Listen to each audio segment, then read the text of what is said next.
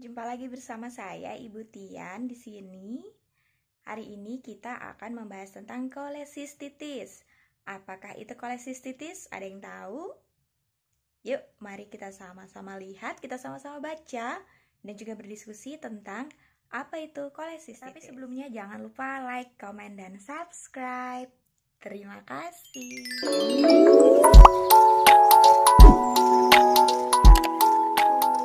Hari ini kita belajar tentang kolesistitis. Apa itu kolesistitis? Kolesistitis itu berhubungan dengan organ yang berwarna hijau.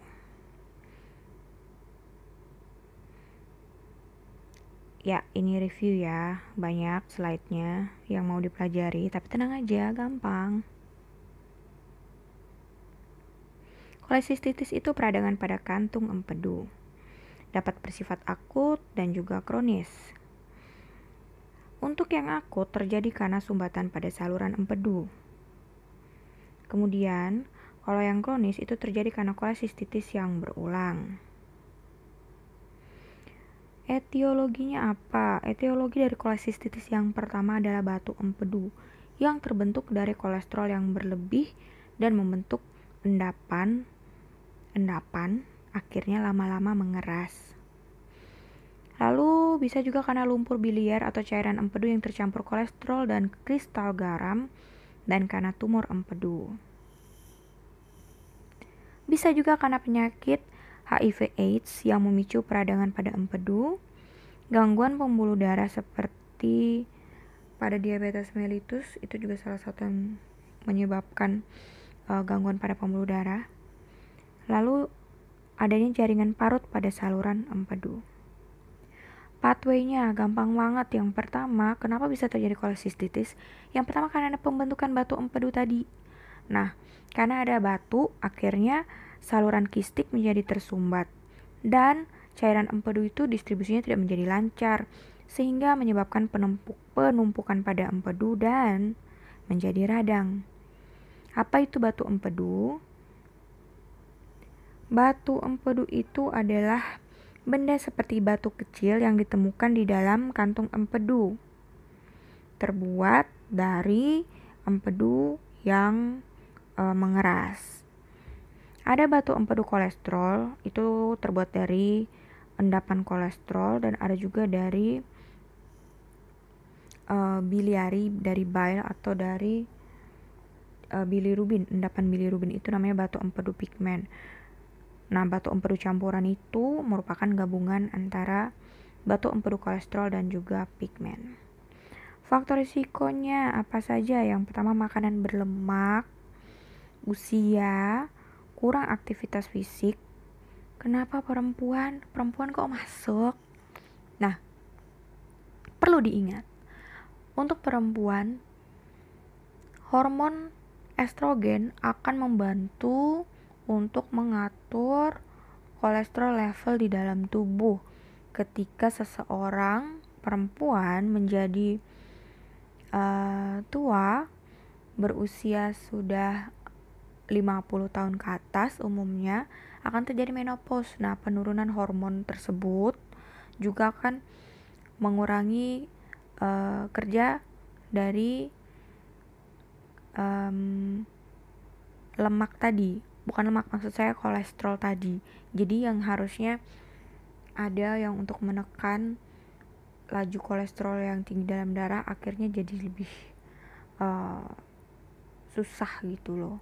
Soalnya hormonnya sudah mulai berkurang. Sudah pasti juga karena obesitas. Apa saja manifestasi klinisnya? Mual muntah, perut kembung, ada benjolan kalau diraba ya pada abdomen. Juga tampak kekuningan pada mata karena efek si bilirubin tadi.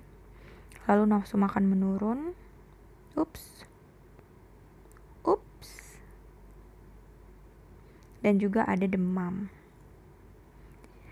Jangan lupa feses pun akan berwarna pucat. Sudah pasti nyeri. Lalu keluar terus deh ini. Apa saja yang dilakukan? Pemvis utamanya adalah dengan cara menekan bagian bawah iga kanan dengan klien menarik nafas dalam. Apabila klien mengeluhkan ada rasa nyeri, bisa jadi itu salah satu tanda dan gejalanya. Nah, pemvis ini namanya Murphy sign ya hasilnya. Lalu ada juga dari tes diagnostik, tes darah, yaitu untuk mengetahui fungsi hati, adanya infeksi, dan mengetahui level kolesterol dalam darah atau profil lipid. Ya, ini fungsi hati. Apa saja yang kalian pelajari di fungsi hati ada di sini.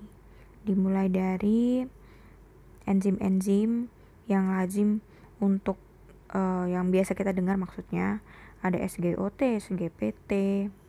Nah, ini masuk ya. Ini termasuk hal-hal yang dapat menjadi penanda ada masalah pada tubuh kalian. Lalu lipid profile. Kenapa? Karena kalau misalnya terjadi penumpukan kolesterol tadi bisa menyebabkan batu empedu dan pada ujung-ujungnya bisa menyebabkan peradangan. Lalu pemeriksaan darah lengkap pada sel darah putih, merah, hemoglobin, hematokrit, dan platelet. Itu untuk melihat ada anemia atau tidak. Lalu untuk yang leukosit itu penanda adanya infeksi atau peradangan. Nah, khususnya untuk gangguan yang saat ini sedang kita pelajari, kita lihat dari sel darah putihnya. Biasanya nilai normalnya adalah seperti yang kalian lihat di layar ini. Nah, hasil yang lebih tinggi itu mengindikasi adanya infeksi atau peradangan.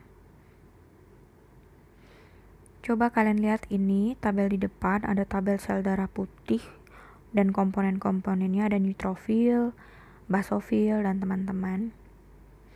Manakah yang paling berperan menunjukkan adanya infeksi dan radang? Ya, ada di neutrofil. Neutrofil berfungsi sebagai pertahanan tubuh saat terdapat kerusakan jaringan dan infeksi. Lalu ada tes pencitraan lewat USG, endoskopi, dan juga CT. Itu untuk mengetahui gambar kondisi kantong empedu, mengungkap gejala kolesistitis, dan melihat adanya batu di saluran empedu atau di kantong empedu.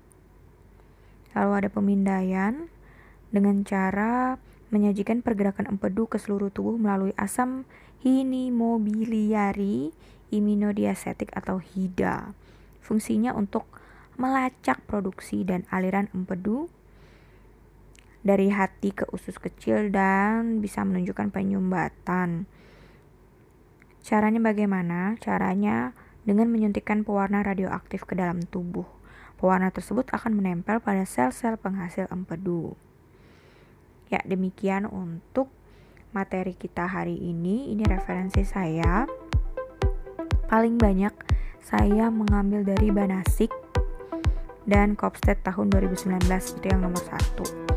Silahkan bagi yang ingin membaca bukunya, silahkan dipersilahkan, karena banyak sekali penjelasan-penjelasan yang disajikan di dalam dan sangat amat terperinci. Oke, jika ada pertanyaan bisa kita diskusikan di komen, silahkan bertanya. Jangan lupa juga untuk subscribe dan like jika menurut kalian suka dengan penjelasan saya. Terima kasih.